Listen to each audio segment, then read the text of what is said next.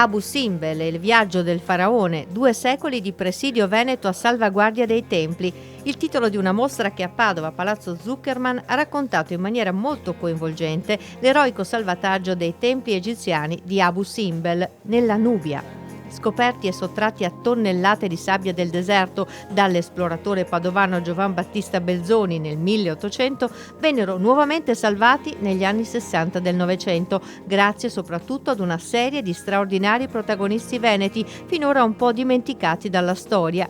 Quando la costruzione di una gigantesca diga sul Nilo ha innalzato il livello del fiume ed il tempio, assieme ad altre costruzioni storiche sulle rive, stava per essere inghiottito dall'acqua. Un percorso in cui progetti, fotografie, filmati e documenti inediti fanno emergere il racconto di questa impresa, che sembra un film di Indiana Jones, in cui al fascino della scoperta si unisce quello dell'impresa epica che ha portato, in una corsa contro il tempo e contro il fiume che nel frattempo continuava rapidamente ad innalzarsi, a smontare e spostare fisicamente di alcune centinaia di metri un monumento storico millenario grande come 2 colline, il Tempio di Abu Simbel.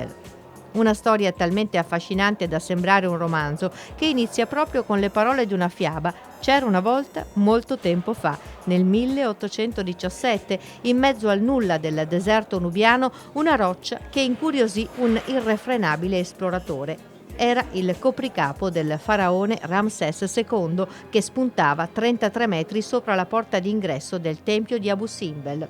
Belzoni scavò senza sosta per giorni, ma la sabbia del deserto continuava a riprendersi il suo spazio, sommergendo il suo lavoro. Così tornò l'anno successivo con mezzi appropriati e proteggendo lo scavo con una impalcatura di legno e bagnando la sabbia riuscì finalmente, con fatica inenarrabile, a scoprire la facciata di questa meraviglia terrena, diventata nel 1800, tra le prime iniziative del neonato UNESCO all'indomani della Seconda Guerra Mondiale, patrimonio dell'umanità. Un grande tempio di bellezza mai vista, intagliato nella roccia, voluto dal faraone Ramses II sul finire del secondo millennio avanti Cristo. Una struttura gigantesca con la facciata alta 33 metri e larga 38, sulla quale spiccano le 4 statue del faraone, alte ognuna 20 metri. Accanto un altro tempio, un po' più piccolo, dedicato a Nefertari, la moglie di Ramses. Belzoni entrò per primo in questo tempio, scavato per decine di metri sotto la roccia, fino ad arrivare ad una sala dove 2 volte l'anno avviene un prodigio. Viene infatti illuminata dalla luce che si infila dalla porta del tempio e che porta appunto alla luce 3 delle 4 statue delle divinità, lasciando nell'ombra solo il dio delle tenebre. Belzoni, sopraffatto da queste bellezze, fu però talmente lungimirante da volerle conservare intatte. Non portò via nulla, ma invece documentò e fece riproduzioni di ogni cosa, tanto che oggi possiamo ammirare le ricostruzioni del tempio al British Museum di Londra, essendo nel frattempo l'esploratore nella sua vita rocambolesca e avventurosa diventato cittadino inglese. Il deserto nubiano diventò per secoli meta di turisti privilegiati, fino a quando negli anni 60 Abu Simbel ha corso il rischio di essere nuovamente inghiottito, ma questa volta dall'acqua. La costruzione della diga di Assuan mise infatti a repentaglio la sopravvivenza di molte realtà archeologiche della Nubia. Una bellissima storia che parla molto veneto dall'inizio alla fine. Sì, questa è una grande storia, potremmo definirla una storia epica, perché ha dei contorni davvero leggendari, un'operazione culturale, prima ancora che ingegneristica, che ha portato alla salvaguardia dei 2 grandi templi di Abu Simbel. Naturalmente il tema del Belzoni ci accompagna in questo anno di celebrazioni, perché Belzoni fu il primo ad entrare all'interno delle sale del Tempio, ma in realtà la nostra mostra si snoda su un altro percorso che origina negli anni 60 con la costruzione della grande diga di Assuan e l'allagamento forzato del Nilo, che avrebbe sepolto con l'acqua circa 24 templi dell'antichità egizia. Questi templi saranno smontati e salvati, ma il problema di Abu Simbel era il fatto di essere scavato in una montagna.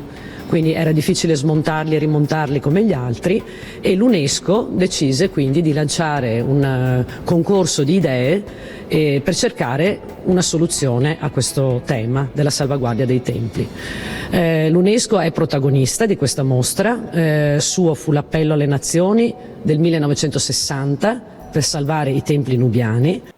Mentre l'acqua del Nilo già stava iniziando a salire, l'UNESCO, che allora per effetto delle turnazioni tra i paesi aveva come direttore generale un italiano, un veneto per la precisione, il vicentino Vittorino Veronese, lanciò un appello al mondo per il salvataggio dei monumenti. Risposero ben 122 nazioni che si misero a disposizione con l'invio di tecnici, di archeologi o con aiuti in denaro.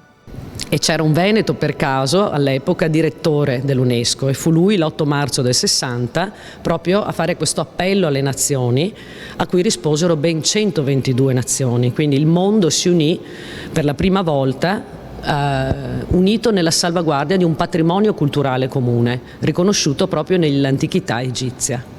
All'epoca si scatenò un vivace dibattito sulle modalità con cui questa operazione dovesse essere fatta, e l'intero progetto venne seguito per conto dell'UNESCO dal professor Piero Gazzola, allora alla guida della Soprintendenza del Veneto occidentale. La Francia propose di costruire una mega diga intorno al tempio, soluzione però molto invasiva. L'Italia mandò un progetto avveniristico firmato dall'architetto Piero Gazzola, che prevedeva il sollevamento con uno stuolo di martinetti dell'intera area del tempio, in modo che infine sarebbe risultato più alto del livello del fiume. Uno dei progetti principali, fino all'ultimo quasi, era proprio di un veneto. Sì, era dell'architetto Piero Gazzola, piacentino di nascita ma veronese di adozione, che fu soprintendente del Veneto occidentale per decenni. Gazzola venne reclutato dall'UNESCO nel 1952 a seguito di un'altra straordinaria operazione che lui condusse, ovvero la ricostruzione dei due ponti di Verona, il ponte Pietra e il ponte di Castelvecchio, che i tedeschi in ritirata avevano minato e fatto esplodere. In questa veste di membro dell'UNESCO, Gazzola compì, su incarico dell'UNESCO stessa, compì la ricognizione di tutti i 24 templi nubiani, fotografandoli, disegnandoli, misurandoli, e questo enorme patrimonio è conservato all'archivio della famiglia Gazzola, che si trova a Negrar, e grazie proprio agli eredi abbiamo potuto avere questo materiale in esclusiva che troverete alla mostra.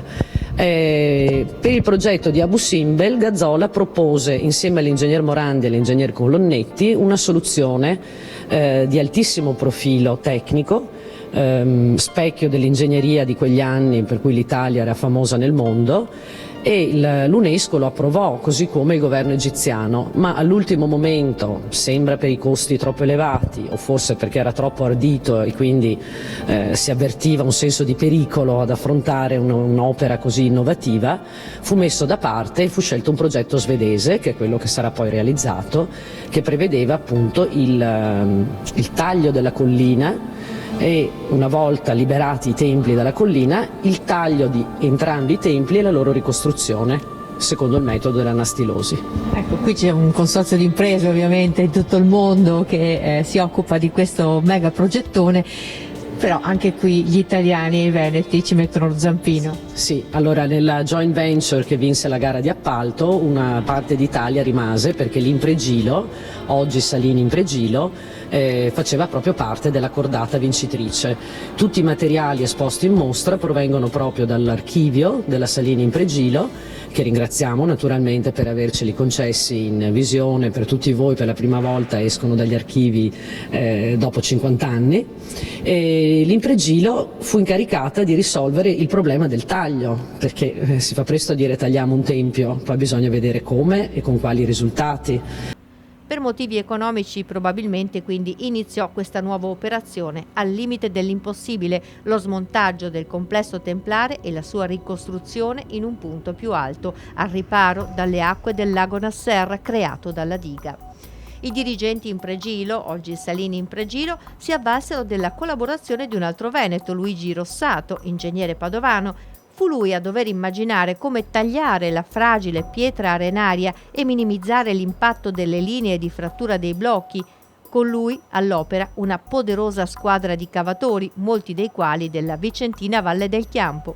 e il Veneto di nuovo è protagonista, perché l'industria Marmi Vicentini, la Val di Chiampo erano all'epoca conosciutissimi anche per i macchinari da taglio. Questo ingegnere Luigi Rossato, un padovano, quindi cominciamo la mostra dal padovano Belzoni e la terminiamo con un altro padovano, Luigi Rossato, fu incaricato proprio in Pregilo e quindi dalla joint venture per risolvere il problema del taglio e far sì che le linee di giunzione, una volta ricollocati i blocchi del tempio, fossero le più piccole possibili, e lui ce la fece dopo numerosissimi test compiuti proprio nel Vicentino, fece delle linee di taglio non superiori ai 6 mm, quindi salvò l'immagine complessiva dei templi così come la vediamo oggi.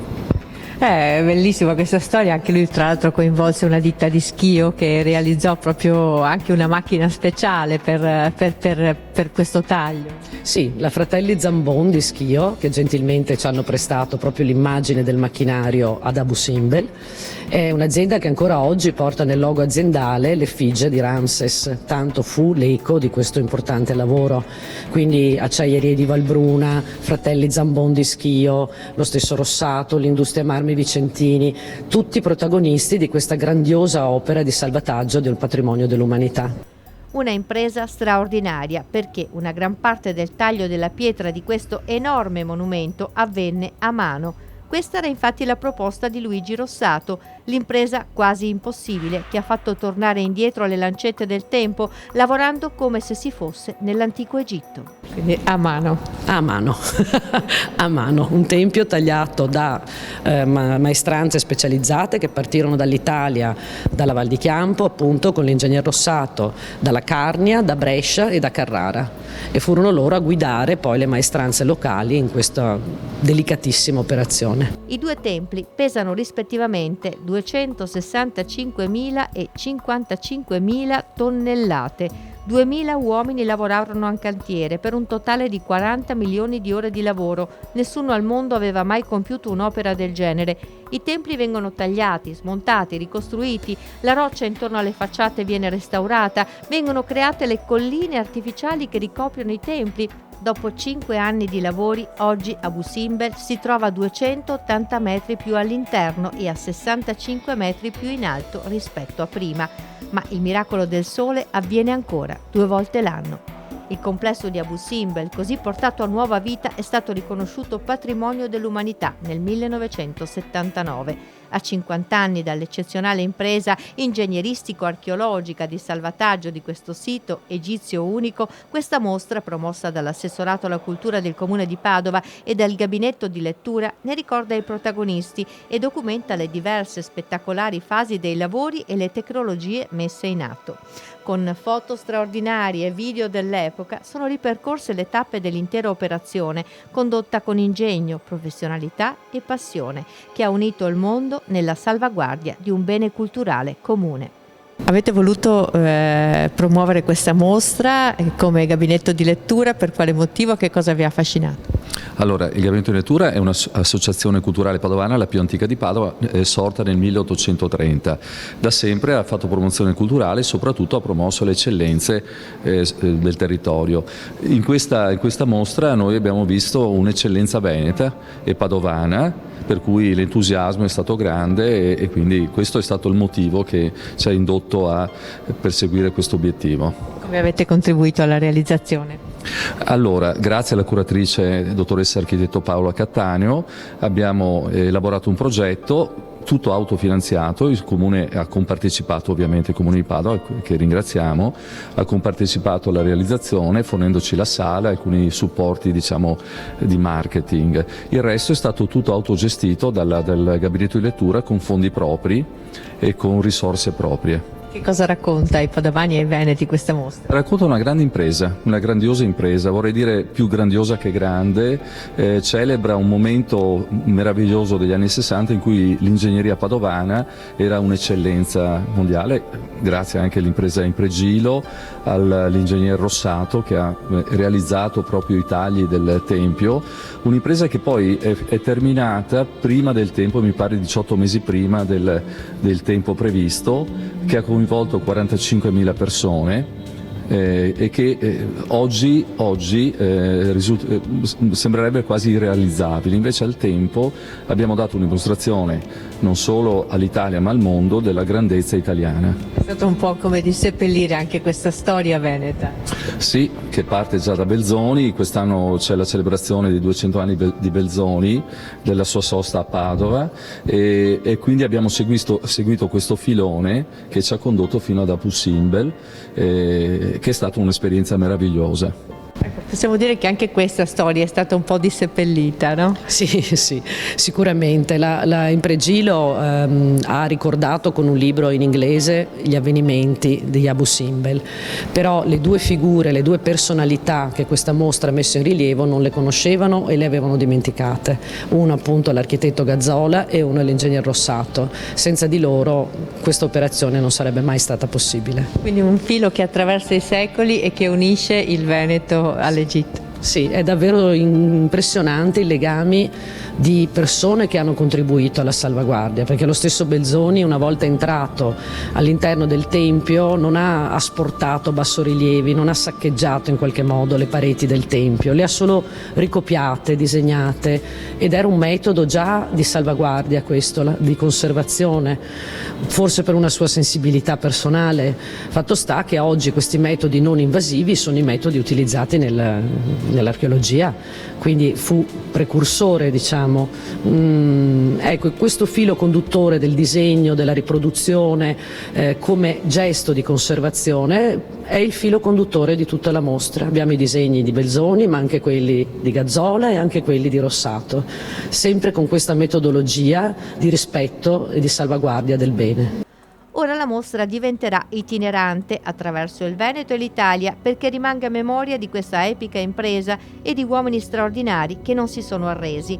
L'impresa fu infatti terminata prima dei tempi previsti, 18 giorni prima, che furono provvidenziali. L'acqua del Nilo infatti già lambiva l'area del cantiere, ma non faceva più paura perché il tempio ormai era salvo. Ecco, grandiosa anche perché in quei tempi l'idea della conservazione dall'inizio, proprio da chi ha scoperto il Tempio, cioè da Belzoni, fino all'ultimo risultato finale, è stata conservata.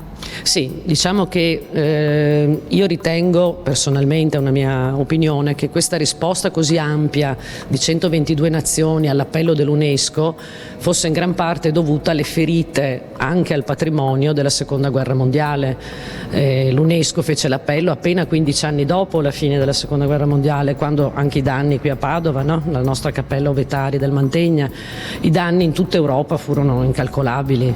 Quindi forse una nuova sensibilità, purtroppo sempre generata dal pericolo e dalle perdite, ma la storia dei beni culturali va avanti così da millenni, è il pericolo e la perdita che segna il passo e fa avanzare nella coscienza l'importanza della salvaguardia del patrimonio e di ciò che rappresenta.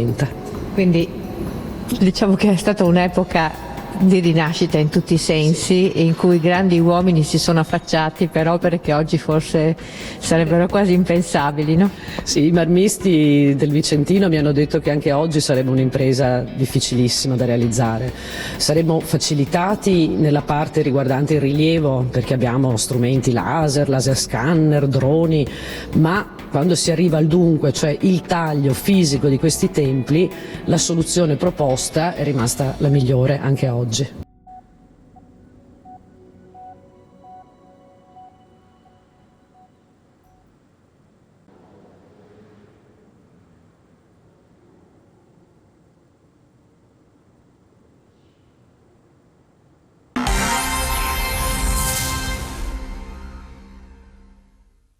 I numeri sono in costante ascesa.